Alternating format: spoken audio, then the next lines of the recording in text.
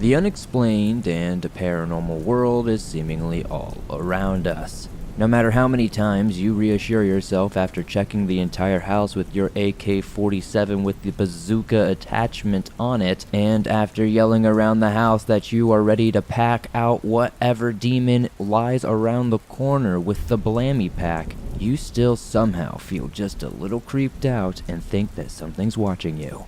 Welcome back to the Swamp, my friends, and welcome if you're new. Today we're going to be sharing some creepy and allegedly true and unexplained horror stories sent in by viewers just like you. As always, if you have a story that you would like to share, be sure to submit it at swampdweller.net or the email you can find in the description down below. I'd love to share your story with everyone here in the swamp. An Experience I Won't Forget by Caleb. I recently found your show and have really enjoyed the chilling stories you share. However, I have made a point to stick to more of your cryptid and camping stories, as my wife and I only do ghost stories after one gets a little too real. I don't understand what happened, but getting other opinions might help us make more sense of it. My wife and I dated for 2 years over a long distance while I was out of state for school. And when I finished, we finally decided it would be best to have a face-to-face relationship. I moved her into my hometown, and starting from scratch with nothing, we moved into my sister's old room. Her family and I are all devout Christians, and her father was a Bible professor at a local university, so I never thought something like what occurred would happen. My girlfriend, now wife, had told me that her family had a few run-ins with paranormal occurrences over the years, and I knew that her father had pagan and Christian relics in his office. Still, I never thought much about it, as I had never experienced anything abnormal. That changed when one evening in the fall, we talked after dinner and told each other ghost stories we had heard over the years. Again, I never experienced anything paranormal and never thought I would, but I found the stories chilling and exciting. I don't know if we talked about this subject too long that night or what happened, but I think I said something along the lines of, I almost wish I'd experienced a haunting, for whatever reason, but we should have taken these stories more seriously than we did. We all went to bed like usual that night, and my wife and her sister went to my wife's room, her parents went to their room, and the dogs in the living room. It left me alone in my sister's room. Her sister's room was unfamiliar to me and a little unnerving, as she had a lot of old dolls from her childhood on the shelf facing the bed, so I typically left the door open where all the hall lights could shine in. I could feel in the back of my mind that I was still half asleep, so I spent a few seconds trying to get my eyes to focus and my mind to start fully working. By the time I was completely conscious and out of my fog, the figure was no longer there, as if I had blinked and it was gone. Thoroughly spooked, I chalked it up to being half asleep and seeing things and tried to go back to sleep. Later that next day, my wife and I were going about our day, and I could tell that something was really off. She wasn't as upbeat and seemed more on edge than usual. Whenever I would ask about this, she would attribute it to something else that was going on entirely. On a hunch, I told her about what I had seen and experienced that past night, trying to make it out as a joke. She didn't laugh, but looked right at me and told me something had also happened to her. She told me that at one point during the night she got cold and tried to pull her heavy comforter over her more fully, but it felt like it was stuck on something. She pulled and began calling out her sister's name, who was sleeping on the floor nearby. They turned on the lamp on the nightstand and saw that the corner had been tucked into one of the drawers of the nightstand. This would seem innocent enough, but the nightstand was a half a foot away from the bed and definitely wouldn't happen naturally. This has never happened before, and never has it happened since. From the best my wife and I could figure out, what she experienced and what I had must have happened around the same time of night and correlated together somehow. I told her father the next day, and he and I went and examined the area of the hallway where I saw the figure. There was nothing noteworthy that we could find outside of this relic-filled office that was behind a door. I lived there for quite some time after this and didn't really experience anything else that I could really mention to you, nor did any of the family pets act abnormally. However, from then on, my wife and I stopped watching movies or telling stories about the paranormal. My hopes in writing into your show today, Mr. Swamp Dweller, is that somebody listening to this in the comments may have something similar they've experienced. Someone else may have some insight into what may have happened that night, although I'm not sure I want to know. This is the first time I've typed this story out or gone over it thoroughly, and I dearly hope this was a good decision. Haunted Apartment by Tal. Hello, Swamp Dweller. I just started watching your show last week and have been enjoying your videos. Here is one of my stories I would like to share. For some time, I lived in a third world country in South Asia while I was a missionary for the churches from 2017 to 2019. It was early on in my service, and I shared an apartment with 3 other missionaries. Our apartment was pretty beaten up and definitely old. About a month before I arrived, the woman who lived next door sadly committed suicide. When my roommates told me this, I didn't really overthink it. But over the first week living there, we all noticed a change in the overall vibe in our place. It seemed to be darker, colder. We were all pretty lighthearted and laid-back people, but the vibes were just off. One night, while laying in bed, we heard a strange noise. For context, our apartment had a spacious living room, a dining room, and a small kitchen in the front of the apartment. Turning left would lead you to the back, where you would find 2 rooms and 2 bathrooms. There was also a room that was connected to the kitchen. It was boiling and humid, and we only had 1 AC fan installed in the more enormous back bedroom. So we all moved our beds in there to sleep, each one of our beds against the room's 4 walls with the door in the corner. So we began to hear noises coming from outside our room. We would hear footsteps as well as the switches to the fans being turned on and off repeatedly. One night, we even heard our iron fall to the ground. When we ran out to see what happened, it wasn't right next to the ironing board, but it was on the kitchen floor as if someone had thrown it. We were pretty freaked out, but none of us were ever alone, seeing that this was a rule that we agreed and followed for our 2-year service that we never broke. We were always with our companion. Me being the youngest and the one with the least experience, I was pretty scared. Not to mention homesickness, I come from a middle-class family in a small town on the west side of the United States, so I was beginning to feel pretty depressed and have a sense of someone watching me. One of the other missionaries in my apartment was a native of this country and only had 2 months until he went home. We will call him D. He noticed my depression and took me under his wing. The other 2 people were from England and California, respectively. I was companions with the British missionary, who we will call B, and we will call the 4th J. So one night, as we were all sleeping, D had woke up from a cold breeze. He looked over at my bed and swore he saw a woman in a shawl hovering over my bed. He tried to yell and get up from his bed, but could not move or speak, almost like he was in some sort of paralysis. He was terrified. The woman sat there looking at me and stroking my face. She suddenly looked up at D, and he blacked out. The next day he told us what had happened. I believed him, and B and J did not. Fast forward 2 months of similar spooky things going down, and D eventually leaves and goes home. N from Utah arrives, and we become friends instantly. One day I told them about the woman next door, and he was skeptical about her ghost taunting us. But as time went by, with continued unexplainable things going down, we all felt kind of eerie. One evening, the property manager is in the apartment next door cleaning. We hear him talking and a woman's voice is replying. However, it was all said in one of the country's 20+ languages, which we did not speak. Suddenly, he runs out of the apartment. We go up to the roof, as we were not allowed to explore the city that night, and watch him from above as he goes to a cemetery a block away and jumps over the gate.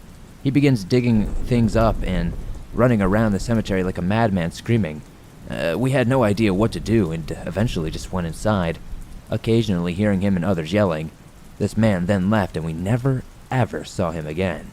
I think he quit. A few weeks later, we were still hearing noises and footsteps, and then one day the dead woman's son came, packed up all her stuff, and left. As soon as he did, we all felt like lighter. It felt like everything just basically stopped. The strange occurrences were no more, and the apartment was all like brighter. It's hard to explain. I believe that woman's ghost was haunting the apartment and the building and the people and all that good stuff. I have many more stories from before my time in this country that would go well with your other featured content, but I'll send those in at another day.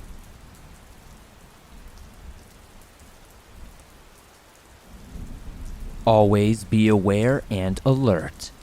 By Dame W.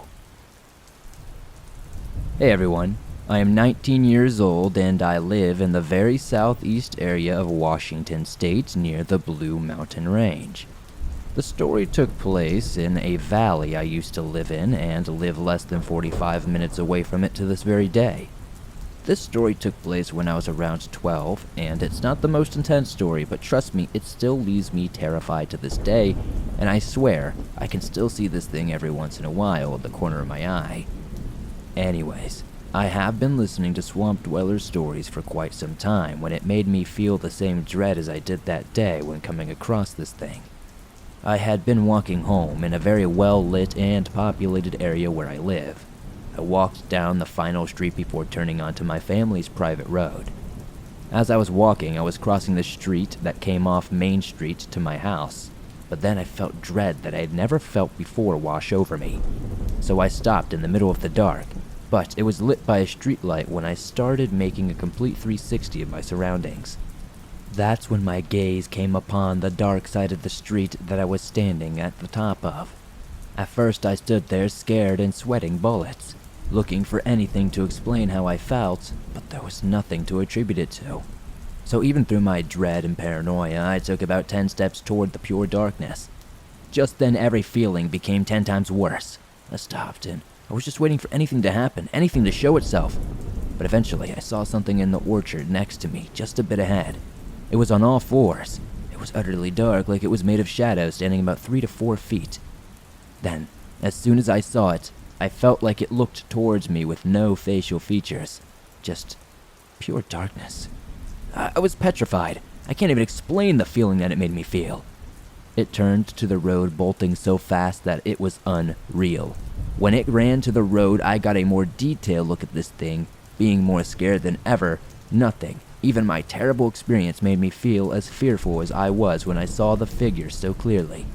But as soon as it bolted across the street, it also disappeared instantly, like it was just a flash. Like it had just become a part of the light around us, like it was never there at all. I couldn't figure out what I saw that night, and I just started running to my house, never stopping, about a half mile all the way. I was out of breath, my lungs were on fire, my legs were aching, but I could not. I just could not look back behind me. I don't know what I saw that night, and even with all the stories I've listened to on the Swamp Dweller channel or anywhere online, I cannot find anything similar. If anybody listening to this story has any idea what I may have seen, please let me know in the comments. In 2009, I was interested in the paranormal, since I had many paranormal experiences growing up. I found a website that held ghost tours at the old Southwestern General Hospital. I was excited and ready to go on a ghost hunt. The group that held the ghost tour was named Ghost, or Ghost Hunters of South Texas. The group was professional, and they used many of the items that paranormal researchers used at the time. Before the tour, they showed us proof that they have captured in previous investigations while investigating the property. EVPs included a little boy saying, "Play with me, please," and a woman with a southern accent responding to questions. The woman is said to be in an old-time dress, and sometimes old-time nurse attire. After the tour, the group said they were having openings for new members, and the new members would be tested and would be considered in maybe being part of the new team. I was quick to join and try out. I made the team. The team would have private group ghost hunts, so we would have the building to ourselves. The third floor was used as a hospice type of area. The building has 4 floors. The first, second, and fourth floor were left abandoned, and they looked like a scene out of a horror movie. Hospital beds lay in rooms dusty and unused. Many had dates from 1995 and before. I even found a death log that had many names and dates. The most active areas were the 4th and 2nd floor. The 4th floor had a baby nursery, and many rooms that were once used for families that would be welcoming new babies. One EVP that was caught in that area was one of crying babies. At the time the EVP was caught, there were no babies in the building, and it was after midnight sometime when it was caught. Also on the 4th floor, there was a long hallway with empty patient rooms. In that hallway, shadows were always seen running or moving. The second floor was an old area. Also, many shadow figures were seen in this area. When doing research on the deaths in the building, I came up with what looked like to be a nurse who was crushed to death when a malfunction with the elevator happened years ago. During the time I was a part of this group, we investigated this building tons of times. I might even care to say maybe over 100. I also led ghost tours in the building with other members. I witnessed shadows, disembodied voices, screams, and one time heard a female humming a song only to find the room empty and dark. I've seen videos of doors opening on their own with no wind or people in the building. Also, the third floor had employees that would see things and hear things very often. Patients also complained of a kid running in their room or a man standing over their bed just looking at them, only to disappear. Over the years, I gained experience and loved what I did. As a group, we investigated many places such as schools, homes, and cemeteries in El Paso. We also got to investigate the old Asarco smelter before it was demolished several years later. I got to ghost hunt with people from Ghost Hunters and Ghost Hunters International. I met many celebrities and the group had them take their own personal ghost tours. It was fun and I grew a thick skin for fearing anything that goes bump in the dark. One of my favorite places to investigate was Southwestern General Hospital. I never believed in being followed home. One night after investigating, I was at my apartment eating on my couch and watching TV. I had my hallway light on near the front door that was visible from where I was sitting. Suddenly, from the corner of my eye, I saw a shadow of a person on the wall near the door. I turned and saw the shadow in full form. It was about 6 foot tall and completely black. Then, not even a second later, the shadow moved as if it was running down my hallway to my bedroom. I froze in horror, thinking somebody was in my apartment. I got up and walked to my bedroom. Nobody was there. I searched the whole house up and down, and then I thought to myself, maybe I'm just going crazy. I soon went to bed a few minutes later. It was probably about 3:20 a.m. when I felt my bed shaking. I woke up to my sheets being pulled off me very slowly and deliberately. I tried to move, but I just could not. My sheets slid very slowly off me towards the floor. I could not move, and I started to hear growling in my right ear. From the corner of my eye, I could see something moving near my head on the right of me. It was on my pillow. I could only see it from the peripheral vision that it had hair. It was hairy and brown. If I could compare it to something, I would say Chewbacca from Star Wars type hair. It was moving, very slowly, but obviously very deliberately. It was growling as well. My eyes started to water up with tears. I tried to move my arm, but I just couldn't. I could only move my fingers. The blanket was still being pulled off me little by little until it hit the floor and I was no longer covered by my sheet. I felt the hairy thing moving right next to me, and the growling grew louder. Then suddenly, I was able to sit up and I turned and looked to see what was there next to me. The hairy thing was gone, but I could see the imprint of where it had sat, right next to me just a moment ago. It was the size of a full-grown cat. Then I looked around the room to gather my sanity. I don't own a cat. My sheet was on the floor, and my eyes were still watery. I asked myself, maybe it was just sleep paralysis. I found it hard to sleep that night, since I lived alone in that apartment. The next day I had a girl over to my apartment. I was seeing her from school. I was playing PlayStation and she asked if she could take a nap in my bed. I said of course. She went to my bed and fell asleep. Around 20 minutes later, she suddenly came back to my living room in tears. She said, I have to leave now. I asked her what was happening and what was wrong. What she said shocked me. She said that something shook the bed and woke her up. She could not move, and then something was growling and started getting close to her ear. Then the bed went down as if somebody lied down next to her. She tried to scream for me and could not. Then she felt as if somebody was breathing on her neck as the growling grew louder. She said it lasted about 2 minutes, and then she was finally able to move. Once she was able to move, she ran to me in the living room. After she explained this, I grabbed her stuff and helped her leave. I did not tell her what happened to me the night before, but I had that same exact experience, and what happened to her was enough proof that something was not right. I could not explain what was happening. First thing that came to mind that something probably followed me home from the hospital. After a few days, all the activity suddenly stopped. Only when I would go in on investigations, I would see shadows in my apartment, and then they would just go away. I loved what I did, and the only time I feared the paranormal was this moment. I no longer ghost hunt, and the group no longer gets together. Southwest General Hospital was purchased and is now remodeled and is in use. I can only imagine what the employees of the LTAC go through by being in that building. Every now and then I drive down Cotton and pass the building. I miss the days of being part of Ghost El Paso. If you are ever in El Paso after stopping by at Chico's Tacos, be sure to pass by the old building by the Star on the Mountain formerly known as Southwest General Hospital.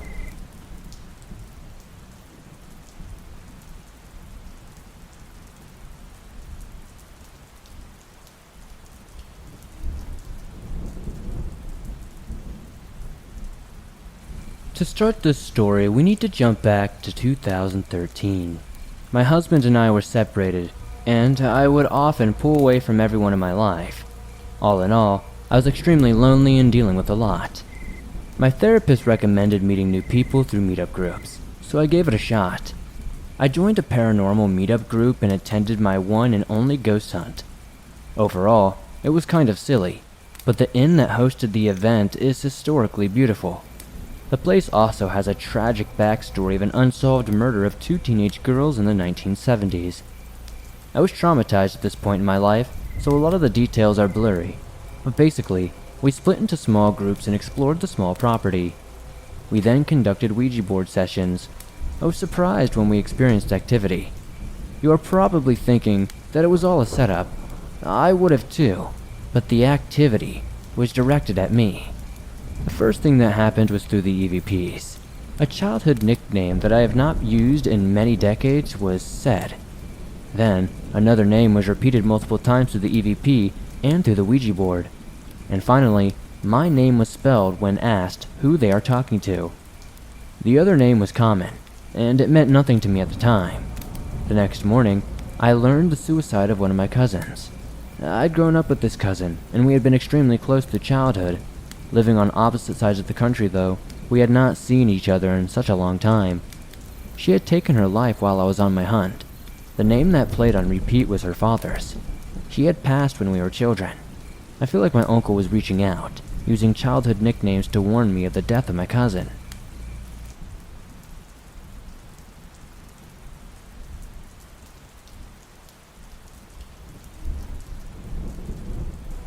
I have not shared my story before, but I do have this one interesting experience that I have not been able to come up with an explanation for ever since it happened. I like to think of myself as a cynic when it comes to the paranormal. I want to believe in it. However, I'm not religious and will not convince myself until I know for certain that there is no scientific explanation for the happenings, and this is the closest I can think I have ever gotten. My family decided we should go on an organized ghost hunt at the neighboring town. It was late at night and there were 3 sections to this. The first involved using a Ouija board type thing with a glass. Nothing happened on this one. The second involved trying to reach out to spirits in a dark room. Nothing happened in this one either. The experiences come from the third section, which was an incredibly old courtroom, and we used technology. Firstly, there were digital thermometers set up, and one of our family members was sat below one. These thermometers flashed when temperatures spontaneously dropped from room temperature, supposedly a sign of ghost. Suddenly, this family member jumped up, sort of spooked, and moved seats while the organizers were explaining to us what we were going to do. He proclaimed he felt something very cold and tingly. Lo and behold, the thermometer was also flashing and showing exceptionally low temperatures right by where he was sat. That was odd enough, but the second experience was just as odd. I was in a room by myself with my uncle.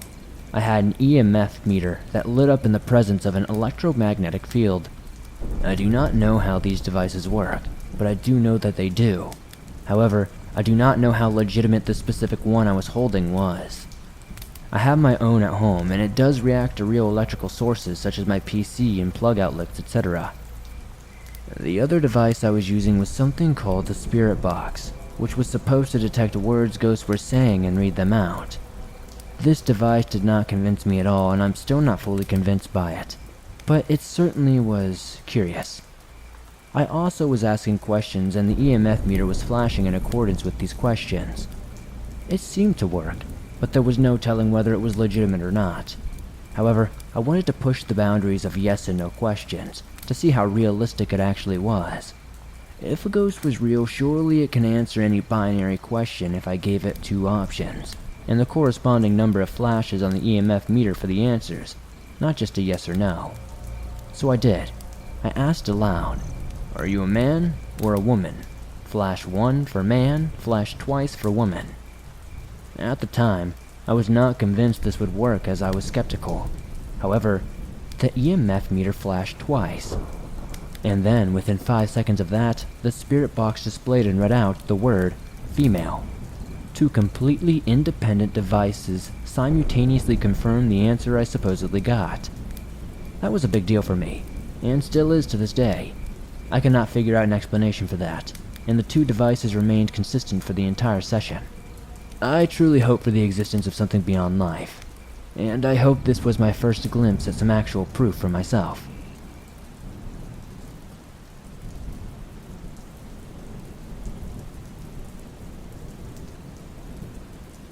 I would like to start by saying that while I am interested in the paranormal, I tend to be skeptical and prefer to think things out rationally before dismissing every little thing as a ghost or the like.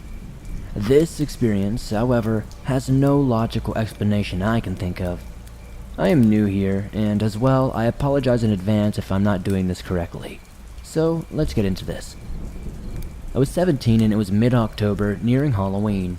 My family had gone to a small, rural town to meet up with some good friends. We were going to get dinner and catch up for old time's sake, as my siblings and I had grown up with the children of the other families. After dinner, the parents stayed at the bar drinking, and those of us who were not of legal drinking age were starting to get a little bored. That is when one of my friends brought up the local cemetery. Apparently there is a cemetery in this town that is said to be haunted. I'm pretty positive that some ghost hunter paranormal type show did an episode about it or something, but the legends are said to have been around since before that. The story goes that a group of teenage boys were wandering into the graveyard one Halloween night with the intention of causing trouble and maybe stirring up some spooky ghost action in celebration of Halloween. After messing around for a while with no unexplained phenomena, they decided to sit in on top of the mausoleum, which is basically just a big tomb built up around a coffin instead of burying it in the ground. They were about to call it quits and head home when suddenly, unseen hands seemed to push one of the boys off the top of the tomb and into the ground. All the boys were obviously scared and hightailed it out of there, all of them feeling an eerie, ominous energy following them around for weeks after the incident. There have also been numerous reports of orbs, headstones inexplicably moving or disappearing altogether, ghostly apparitions, inscriptions being changed, flashes of light, strange noises, the whole works. I, of course, was more than excited to check it out. We arrived at the cemetery well after dark, and one of my girlfriends, we will call her Emma, and I were the only 2 brave ones enough to go in. We hopped right out of the car, careful to be as inconspicuous as we could since we did not want the police showing up and ruining our ghost hunting experience. We headed toward the entrance. It was chilly and a bit windy, as autumn in Wisconsin tends to be. We gripped each other's hands and started down the gravel path. As soon as we passed the fence that surrounded the plot of land, everything seemed to get very still and very quiet. We could not even hear the wind anymore, which was strange as it had been breezy as we got out of the car. It was so silent that even whispering and our steps in the gravel seemed, pun absolutely not intended, loud enough to wake the dead. Though there were no lights in or near the cemetery, there was enough moonlight filtering through the clouds to allow us to see well. We soon realized we had no idea where the fabled haunted mausoleum was, but kept walking anyway. We made a random left turn, and lo and behold, there it was, about 30 yards or so in front of us. Surprisingly, we had great luck, right? I don't think so. As we approached, I began to feel almost an electric sort of energy in my fingers and hands, but I wrote this off as just nerves or something due to breaking the law. We reached the tomb, and this thing is absolutely huge. It was easily twice my height, at the very least, and made of weathered gray stone with moss and lichen growing sparsely on it. We stare at it for a moment, and Emma whispers, "You should touch it." Being the big bad ghost hunter I am, I oblige. There is really nothing remarkable about the cool roughness of the stone, so I decide to take it a step further and hop up to sit up on the lip of the curved top of the thing. Again, nothing happens, so I jokingly shout, "If there's anyone here, any spirits or anything, come on out." After listening in silence for a second or two, I think, F it, and make my way to the very top where the kid is rumored to have been pushed off by ghostly hands. I have Emma snap a photo or two of me before climbing back down. Slightly disappointed by the lack of spooky encounters, we agree to head out and are about to do just that, when we see a pair of headlights slowly creeping down the road that borders one side of the graveyard. We immediately assume someone noticed us and called the cops, so we crouch down behind some bushes with the mausoleum directly to our left. Both of us are completely silent except for our breathing as we watch the vehicle slowly make its way down the street. I am watching its tail lights turn the corner when I hear a low, creepy, menacing laugh coming from right behind me. It sounded so strange, like it was a few feet away but also right in my ear at the same time. I'm freaked out, and I'm about to chalk it up to adrenaline-induced hallucination, when Emma, who is standing to my left, whispers, "Hey, did you hear that?" My blood ran cold, as I slowly nod a silent, "Yes, I did." I cautiously turn my head to one direction, and try to see if I can hear it. I kid you not. I didn't hear anything, but what I did see was a dark figure stand up from behind one of the headstones not 10 feet away from us. I scream bloody murder, and somehow end up on the ground as the next thing I know, Emma is pulling at my arm, shouting, "We have to run! We need to get out of here, come on!" I let her pull me to my feet and lead me blindly by the hand. We are full out sprinting, tripping over gravestones and plants and who knows what else in the dark. We cannot even find the exit in our panic. We finally reach a gap in the fence and I can feel the tears streaming down my face as I run for my life down the middle of the road, not even paying attention to the oncoming headlights until I nearly run into them. Luckily, it was the car containing the rest of our friends, and we rip the door open and throw ourselves inside screaming, "Go, go, please just drive," before we even bothered to sit in an actual seat or shut the door. I cannot for the life of me remember who was driving, but I think our panic and terror shook them enough that they did exactly what we asked of them and sped away back to the bar. They kept asking us what happened and if we were okay, but we would not calm down enough to answer them until we were back inside the bar and sat down. Still shaking and out of breath, we recounted our story to all of them, drunk parents included. I think a lot of them were skeptical, and honestly, I would have been too if I had not experienced it myself. In the weeks that followed, I felt the same eerie energy the boys in the legend describe hanging over my head. Personally, I attribute it more to paranoia after being scared out of my mind by something I could not actually see, but it made me feel uneasy nonetheless. It has been a few years since this happened, and I still cannot think of a single, logical explanation for what actually happened that night. While I have no idea how credible anyone else's reported experiences on this show are, I know we were without a doubt the only people in that graveyard, or even on the streets for that matter, and we would have heard someone trying to sneak up on us. The sound of that laugh was so unnatural. I cannot get it out of my head. Even now, I have never been more scared than I was that night, and I now know what people mean when they talk about not being able to fully believe in the paranormal until you have experienced it firsthand. Anyway, I just thought I would share this experience with you. I hope you enjoyed it.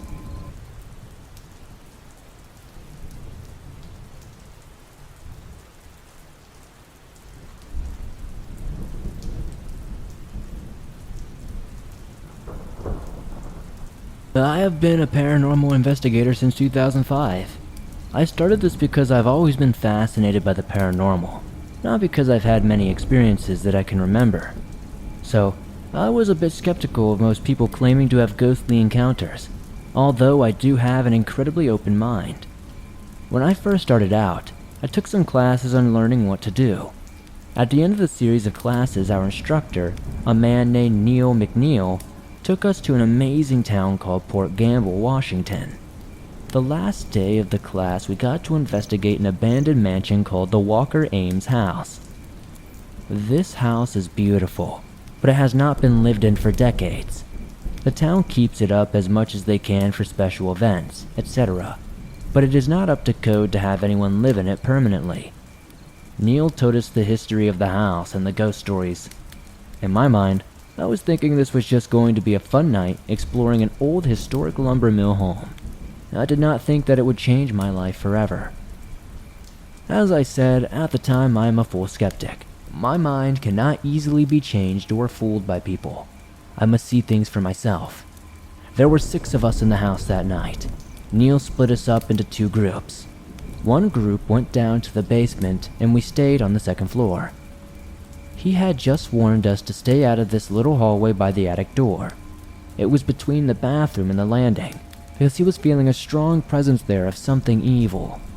In my mind I thought, sure you did, sarcastically, and walked to a far bedroom. I heard him in another room answering questions of another investigator, but when I came out, I saw his shadow in the hallway, the little hallway he told us not to stand in. As I started to walk over there to see what he was doing, the shadow quickly came toward me and disappeared. I stood there staring for just a second and was kind of stunned. I still heard Neil and the other person talking, but the shadow was gone. I could not process it. I went around the corner and saw them talking in the little room right around the corner of the bathroom. I interrupted them. Who was just standing in the hallway? I said it way too loudly. Neil looked at me for a second and then said, June, no one was standing in the hallway. I replied, no, someone was standing in the hallway. I saw their shadow and it's gone now. He looked at me and smiled and asked what the shadow looked like. I saw a dark black shadow. It looked a little short, thick in the middle and bald with a round head. It was still light outside, but the sun was setting and all the shadows were elongated. This one was standing straight up and down. I even went downstairs outside and found a leaf and tore it down and made it into the shape of a person, to put it up to the stained glass window just in case it was natural. And nope, it wasn't. I was at a loss for words. When finally I could not come up with an explanation for it, Neil told me, unbeknownst to me, several people had seen shadows of people upstairs and several people reported seeing a shadow of a short, fat, bald man. I was not the only one. At that moment, while he was telling me this, we heard a yelp from the stairway. Another person coming up the stairway said she swore that she just saw the shadow of a person running across the landing and it disappeared. After that night, I realized I was hooked forever being a ghost hunter.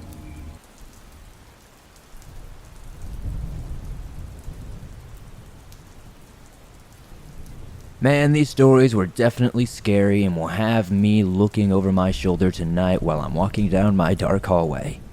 If you enjoyed these stories, please be sure to hit that like button as it helps me out a ton, and subscribe to the channel as I upload brand new videos just like this almost every single day on all things natural and supernatural. If you have a story that you would like to share in a future episode, submit it at swampdweller.net or on Reddit at r/thedarkswamp. I'd love to share your story with everyone here in the swamp.